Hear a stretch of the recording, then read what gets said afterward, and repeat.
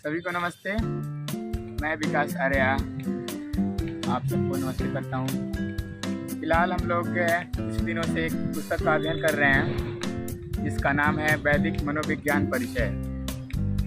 और इसमें हम लोग जानते हैं कि मन से रिलेटेड जितनी भी सारी बातें हैं, जितनी गहराई वाली बातें हैं, उसको हम लोग जानते हैं, समझते हैं और अपने जीवन में उतारने का काम करते हैं। तो इस पुस्तक को जैसा कि आप लोग देख सकते हैं, इसमें लिखा हुआ है वैदिक मनोविज्ञान परिचय। ज़्यादा मोटा पुस्तक नहीं है, पतला ही है, लेकिन ये समझिए समुंदर है।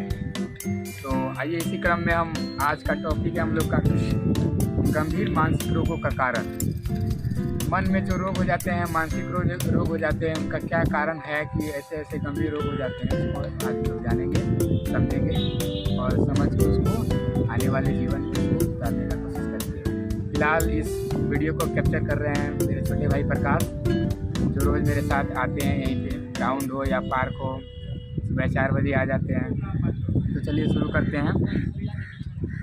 इसमें लिखा है, जिन लोगों को वर्तमान के चमकदार संसार में मानसिक रोगों का शिकार होते हम देखते हैं, उनमें से प्रथम वे लोग हैं जो कि अपने ही अज्ञान के कारण किसी समस्या के आने पर उसे अपने मन में गुप्त यानी दबाए रखते हैं।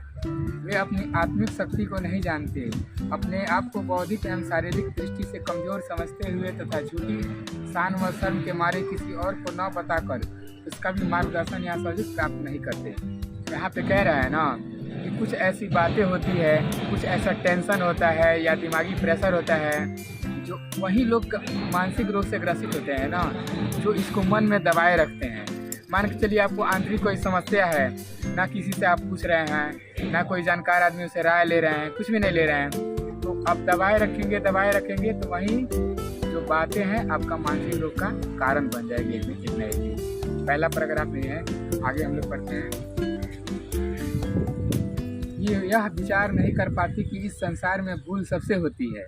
इस प्रकार के ऐसे अपघटित तथा पठित लोग अपने भीतर ही चिंता के मारे डिप्रेशन जैसे भयंकर रोगों का शिकार हो जाते हैं, जिसका परिणाम निकलता है उस रोग से स्वतः मृत्यु अथवा आत्महत्या या पागलपन। ये कह रहा है ना कि अगर आपसे कोई गलती हो जा रहा है, गलती कितना भी बड़ा खतरनाक क्यों ना हो, वो गलती अगर हो जा रहा है तो ये सोचिए कि गलती आप ही से नहीं हो रहा है, गलती सबसे होता है। अब आप शर्म के मारे, लाज के मारे किसी से बता नहीं रहे हैं, दोस्त हो, गार्जियन हो, कोई ना कोई एक अपने जीवन में रखिए जिससे आप अपनी हर एक बात को बता पाएँ। अगर ऐसा रहेगा ना तो आप कभी डिप्रेशन में नहीं जाएंगे, और जो लोग ऐसा नहीं करते हैं वही लोग डिप्रेशन में अधिकतर जाते हैं। आगे देखते हैं। अपनी शक्ति, बुद्धि या संपत्ति के सामर्थ्य से अधिक जड़ अथवा चेतन वस्तुओं की इच्छा, जिसके सिद्ध न होने पर मानसिक रोग अथवा गुमसुम अचेतन जीवन अवस्था, दूसरे साथी द्वारा सहायता न देने की भ्रांति या अपने को दीनहीन समझने का अज्ञान, भाग्यवाद उससे जन्मा एकाधी जीवन। ये कह रहा है ना कि वो लोग मानसिक का ज़्यादा शिकार होते हैं जो अपने आप को हमेशा कमज़ोर समझते हैं, अपने आप को हमेशा ख़राब बोलते रहेंगे, कोई भी पॉजिटिव चीज़ उसके दिमाग में आएगा ही नहीं। अगर पॉजिटिव रहेगा भी तो खुद से दिखाना नहीं चाहते हैं कि हम पॉजिटिव हैं। वैसे लोग एक न एक दिन मानसिक रोग का शिकार हो जाते हैं और फिर अब उसका जीवन एक दिन एक आत्महत्या करने पे शिकार हो जाते हैं। हाल ही में एक घटना मेरे छोटे भाई प्रकाश बता रहे थे कि पटना में लो एक भाई बहन था लोग, और नीट का एग्ज़ाम हाल फिलहाल में हो रहा है, जैसा कि आप लोग जानते ही होंगे। तो उसमें लड़का जो है पता ना पढ़ाई नहीं किया था कि क्या नहीं किया था, तैयारी अच्छा नहीं था, और एग्ज़ाम आया तो सोच के वो आत्महत्या कर लिया। ये क्यों हुआ? क्योंकि वो जो जिस दौर से गुजर रहा था ना, उसको किसी से नहीं बताना चाह रहा होगा। क्या भाई बताना चाह रहा होगा? नहीं बताना चाह रहा होगा, और मन ही मन दबाए सोच रहा होगा परिवार के लोग क्या बोलेंगे, मम्मी क्या बोलेंगे, पापा क्या बोलेंगे, फलाना क्या तो चिल्लाना क्या। यही सोचते उसका मन ही उसको आत्महत्या करने पे मजबूर कर दिया और फिलहाल वो मर गया। तो इस चीज़ को आप जो लोग भी इस वीडियो को देख रहे हैं, सुन रहे हैं, समझ रहे हैं, कोई भी कितना भी गलत काम आपसे हो जाए, कितना भी गलत विचार आप में हो जाए, आप अपने जीवन में एक लोग रखिए जिससे आप उसको साझा कर सके। साझा में अपने बड़े भाई, छोटे भाई, आपकी गर्लफ्रेंड ही क्यों ना हो, उससे भी बता दीजिए। मन से निकाल देने से ना मन हल्का हो जाता है, समझे।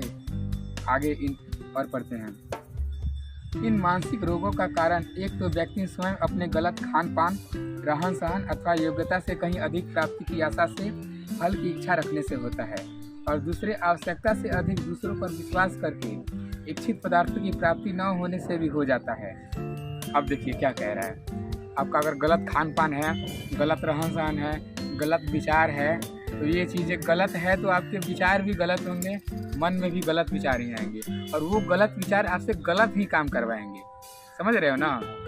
अच्छा विचार अच्छा काम करवाएगा, गलत विचार अब तुम खा रहे हो गलत चीज़, इच्छा कर रहे हो कि मेरा बॉडी क्यों नहीं बन रहा है, मैं अच्छा क्यों नहीं दिख रहा हूँ, जिसको चर्म रोग काय हो जा रहा है, और खा तो अच्छा नहीं रहे हो। अब यही सोच करते करते तुम्हारा मन एकदम डिप्रेशन में चल जाएगा, और सही पटरी पे आओगे तो सही हो जाएगा। तो जो लोग करते हैं गलत और सोचते हैं अच्छा, तो वो लोग ही ज़्यादा डिप्रेशन का शिकार होते हैं। बातें समझ में आ रही है ना? आप लोगों को समझ में आ रही है तो कमेंट में बताइएगा। आगे है, कुछ लोग संसार के उतार चढ़ाव तथा सुख दुख, हानि लाभ, जन्म मृत्यु, प्रेम व द्वेष आदि दोनों का विचार किए बिना केवल ठीक होने की इच्छा रखते हैं। वे भी प्रायः मानसिक रोगी हो जाते हैं। इसके साथ ही जो व्यक्ति संसार में जीते समय अतिशयोक्ति से ही सब दुर्घटनाओं को अपने लिए अनुमान लगाते, अर्थात किसी घटना के घट जाने पर उसी दृष्टि से सबको देखते हैं, अर्थात उसी परिणाम को सर्वत्र विचारते हैं, जो हर समय किसी व्यक्ति व वस्तु को बिना कारण ही अपना विरोधी दुखकारी विचारते हैं, वे भी मानसिक रोगों के शिकंजे में जकड़े रहते हैं। कह रहा है ना कि देखिए, सबसे पहली बात तो ये है कि मनुष्य जीवन मिला है ना, तो आप अपने दिमाग से निकाल ही दीजिए कि हमको हमेशा सुख रहेगा, या फिर ये भी दिमाग से निकालना होगा कि हमेशा हमको दुख ही रहेगा। ये जीवन है तो आपको सुख भी होगा, दुख भी होगा। क्या समझे हो? जीवन भी होगा और दुख भी होगा। और तुम मन में ये सोचे हो ना कि हमेशा हम सुखी रहेंगे, हमेशा सुखी रहेंगे। जब दुख आएगा ना तुम एकदम टेंशन में हो जाओगे, जब माथा पड़ गया भाई मेरे साथ क्या हो रहा है, क्या हो रहा है। और पहले से तुमको अगर ज्ञान है, अरे यार दुख तो आएगा, दुख एक दिन खत्म हो ही जाएगा, सुख तो आना ही है, तो फिर तुमको टेंशन वाला फीलिंग नहीं होगा, या फिर डिप्रेशन में नहीं जाओगे। समझ रहे हो ना? आगे कह रहा है ना कि मान के चलो, कह रहा है किसी घटना पे सबको एक दृष्टि से देखते हैं। मेरे समाज में ही कोई दारू पी रहा है, ठीक है, चाहे तुम्हारे दोस्त सर्कल में ही कोई सिगरेट कर रहा है, नशा कर रहा है, और तुम कुछ भी नहीं कर रहे हो, और सामने वाला क्या कह रहा है कि वो जो कर रहा है तुमको भी वैसे ही समझ रहा है, तो उसके दिमाग में तुम्हारे बात का नेगेटिव चला गया, और वो तो नेगेटिव सोचेगा। और तुम जानते हो कि नेगेटिव का प्रभाव नेगेटिव ही होता है, तो वे लोग भी मानसिक रोग का शिकार हो जाते हैं। बातें समझ में आ रही है ना? आप लोग को भी समझ में आ रही होगी। आगे है ना, कह रहा है कि यह मानसिक दुख यथा योग्य परिस्थिति के अनुसार कार्य न करने अथवा व्यक्ति को न समझने का ही परिणाम है। लास्ट में यही बताया है, मानसिक रोग का मूल्य कारण यही है कि परिस्थिति को आप नहीं समझ रहे हैं। परिस्थिति का मतलब ये हो गया कि जब दुख है तो सुख भी आएगा, सुख है तो दुख भी आएगा। अगर कोई समस्या है तो समस्या का समाधान भी है इस दुनिया में। आपके सामने कोई छोटा मोटा समस्या आ गया, मान के चलिए कि आप बीमार पड़ गए, आपको ज्ञान ही नहीं है कि भाई बीमारी का कोई इलाज भी होता है। अगर ज्ञान नहीं है तो आप पूरा टेंशन में रहेंगे। चाबी गुम हो गया, आपको पता नहीं है कि चाबी लॉक को तोड़ा भी जा सकता है। अगर ये पता है कि लॉक को तोड़ा भी जा सकता है तब तो आपको उतना टेंशन नहीं होगा। अच्छा, ये पता नहीं है कि लॉक तो टूटबे नहीं करेगा, आप कैसे घर में जाएंगे, तब तो आप पूरा परेशान हो जाएंगे कि नहीं? सोचते परेशान हो जाएंगे। ये चीज़ें हैं। कभी बुखार लगता है तो तुम टेंशन लेते हो उतना? क्यों नहीं लेते हो? नॉर्मल सबका आपको पता है कि दुकान पे जाएंगे, पैरासीटामोल लाएंगे, और उससे भी नहीं होगा तो इंजेक्शन लगवाएंगे, डॉक्टर आएंगे। तो पहले से ज्ञान है, यानी अगर मानसिक रोग से छुटकारा पाना चाहते हैं तो आपको ऐसी पुस्तकों का अध्ययन करना होगा, समझना होगा। अगर खुद से नहीं समझ सकते हैं तो किसी बड़े भाई हो या कोई सलाहकार हो या फिर कोई आचार्य हो, उनके सामने बैठ के उनसे ज्ञान लेना होगा। यानी भगवान कृष्ण भी गीता में बताए हैं कि इस दुनिया में ज्ञान ही सबसे बड़ा वस्तु है, या फिर जो कुछ उसको समझ लो। ज्ञान के बिना आपका सब कुछ अधूरा है। तो इसी के साथ आज इस टॉपिक को समाप्त करते हैं। फिर अगले सुबह, आज संडे है, हम लोग को हवन भी करना होता है। जहाँ पे जाएंगे लोग अपना दिनचर्या भी पूरा करना है। फिर अगले दिन हम लोग के अगले टॉपिक का अध्ययन करेंगे। इस टॉपिक का नाम है स्वाभाविक बनो, यानी कि कोई मनुष्य स्वाभाविक कैसे बन सकता है, इन बातों को इसमें बताया गया है। तब तक के लिए जय हिंद।